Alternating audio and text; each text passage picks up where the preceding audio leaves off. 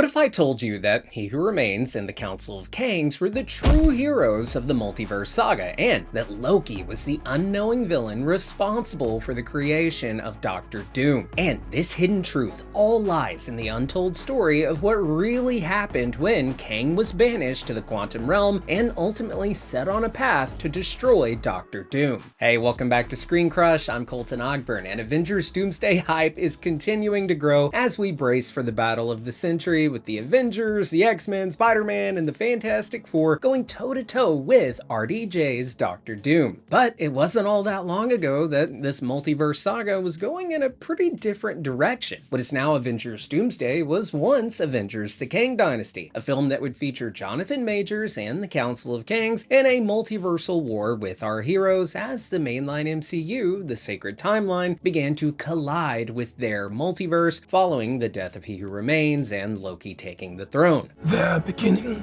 to touch the multiverse. They will take everything we've built.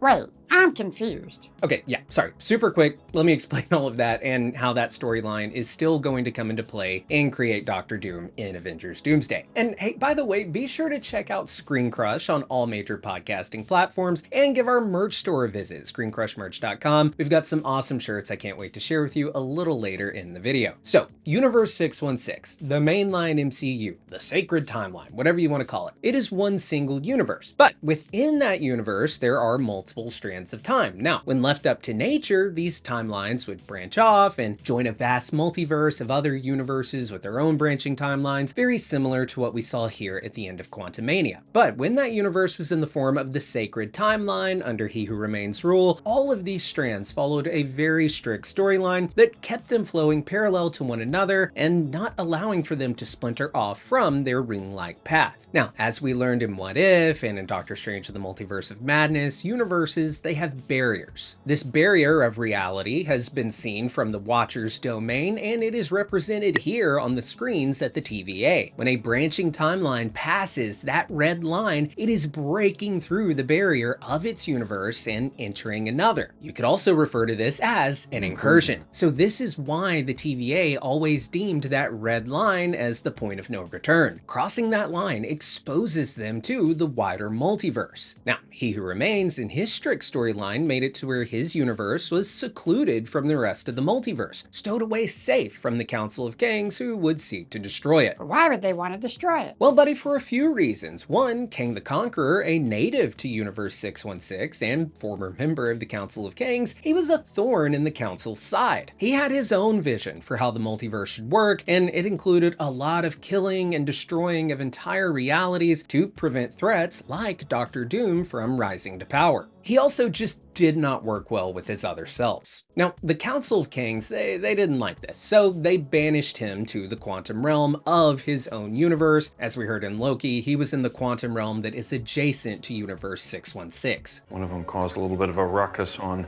616 adjacent realm, but they handled it. So anyway, there in the quantum realm, he could never escape, and the Council of Kangs could instead oversee his universe themselves, and likely if they needed to, just destroy it when they realized how dangerous it was and how much of a headache it would be to manage without its native Kang being a team player. So why would they ultimately decide to destroy it? Well, because Universe 616 is where the most dangerous version of Doctor Doom comes from. Now, do you say why now? Yes, I think that Universe 616, before it was taken over by He Who Remains and restructured into the strict storyline that he designed and that we've been watching since Iron Man 1, it was originally a universe that gave birth not to a Tony Stark Iron Man, who became that universe's greatest hero, but instead it gave rise to Doctor Doom, who would become the multiverse's greatest threat. Now, Doctor Doom and Universe's 616 threat to the wider multiverse is why the Council needed that universe gone. And without its native Kang there to protect it, the Council could have easily pruned it from reality, like clipping a vine from their sprawling canopy that we saw here in Quantumania. Doing so would leave that universe to crumble, wither away, and die, like we saw in Loki. Now, remember, there is a wider multiverse that's a collection of various universes that intermingle and is ran by the Council of Kangs. Part of that multiverse are universes like the Fox X-Men universe, the two other Spider-Man universes, and just any other universe out there in existence that isn't part of that sacred timeline. The Council of Kangs work together to keep these universes flowing in peace, and they stomp out any threats that emerge. Very similar to how the Spider Council and the Spider-Verse films work together to keep the web of life and destiny flowing by allowing for certain canon event tragedies to happen. You have a choice between saving one person and saving an entire world, every world. But 616 Kang saw the downfalls of this approach, and he foresaw the death of the multiverse. I saw the multiverse,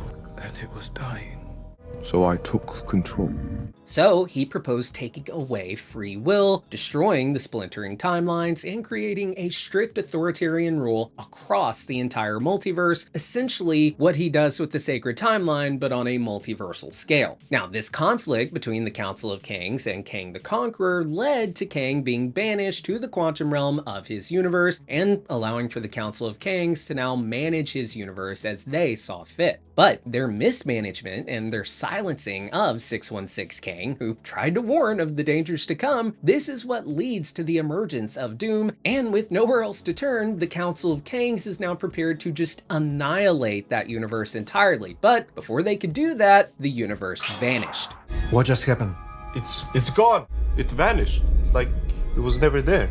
It just disappeared? Yes, blipped away, and here's how. At the end of Quantumania, we see Kang get defeated By ants. by the ant family, and he is sucked into his multiversal engine core. Now, contrary to popular belief, this didn't kill Kang. No, it freed him from his ouster to the quantum realm. It freed him from the quantum realm, and he entered a place where the laws of physics, quantum mechanics, and time operate very differently. Just like we got a tease at earlier in Quantumania, when Ant-Man just got close to the engine core, didn't even enter it. Every choice you could make existing all at once. But from inside the core, what we saw happen with Ant-Man when he was just close to it, that was now dialed to like a trillion, and Kang was able to now escape the realm like he had always wanted to. And in this blink of an eye moment, remember, when operating outside of time, anything that is done seems instantaneous to those who are operating within time. So Kang, operating from within the multiversal power core and having access to any possibility that is possible, he was able to separate his universe entirely from the multiverse. From his core, this is where he found Elias, just like He Who Remains told us about in Loki Season 1. So he tamed this reality and time-feeding cloud monster, and he isolated his universe from his brother's multiverse. He then built the TVA, and from his multiversal engine core, the center of existence, he built his citadel outside of time where he oversees his new creation. And in order to make his universe completely separate from his brother's multiverse and stay hidden outside of reach of them, he would have to Manage the flow of time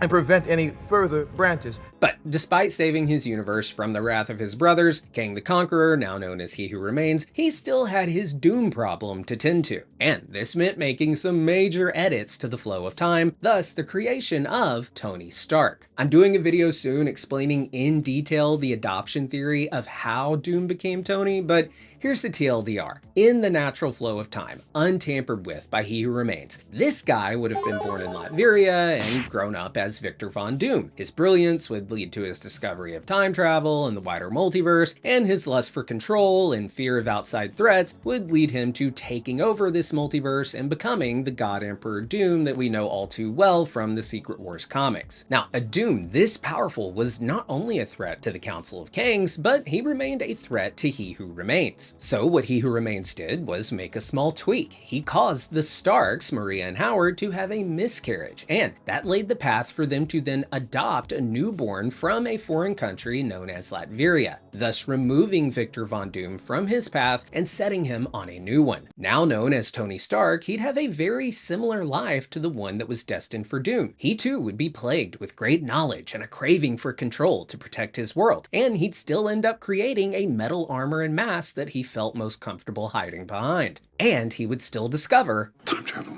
Time travel. Time travel. But he'd never reached the God Emperor tyrant status that we saw Tony flirt with so many times. And I think one of the main reasons that Tony never quite reached that was really because he was neutered. And what I mean by that is he was dropped into a family of scientists who dismissed things like the mystic arts and instead embraced science and science alone, thus preventing him from ever becoming the master sorcerer we know him to be. And we know that Doom's knowledge of the mystic arts is going to be a big key to him taking over the multiverse in Doomsday and Secret Wars. Now, this small change in the life trajectory of Victor, now Tony, kept the multiverse's greatest threat from ever rising to power, and instead he has now just become a pawn of He Who Remains' empire, a necessary pawn because, after all, it was Doom and now Tony who discovered time travel in the first place. So, how does this all tie into Doomsday and Secret Wars? Well, He Who Remains, we know, is dead. He's gone.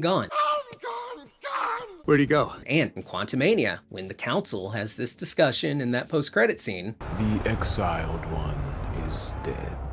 You sure he's dead? If it wasn't true, I wouldn't call you. they're talking about He Who Remains and his death at the hands of Sylvie, and the instantaneous outside-of-time occurrence of Loki then taking the throne and allowing for Universe 616 to rejoin the multiverse. They're beginning to touch the multiverse. Essentially, Universe 616 blipped back into existence for the Council, and it is coming in hot. And the Council are scared of this universe coming back into play because without He Who Remains' strict storyline, this timeline where Doom wasn't adopted can now exist, and the God Emperor is now on his way. And with the Kang's guard down, it may be too late to stop him. In fact, I think we could see in the opening minutes of Doomsday, Doom destroying the entire Council. Oh, and hey, by the way, be sure to check out our awesome Marvel-inspired parody shirts up on the merch store right now. We've also got some great Peacemaker-inspired designs, such as this one that speaks truth to the seriousness of bird blindness. Shopping our merch store is the best way to support the channel. Thank you so much for your support. So, whereas the previous storyline for Avengers 5, when it was the Kang Dynasty, was about Universe 616 rejoining the multiverse and going to war with the Kangs who are trying to annihilate them, and then likely seeing Kang the Conqueror re-emerge from the Beyond, his power core, as the Beyonder version of Kang, and I'm not just making that up, that is what is reported to have been the plot of the movie. We also would have likely seen him then work with the Avengers to defeat the Council and thus winning the multiversal war. And I ended the multiversal war. And I'm sure we would have seen Loki be very weary of working with him because he's fought him before. Time for you to leave, asshole. Look, I fought him before.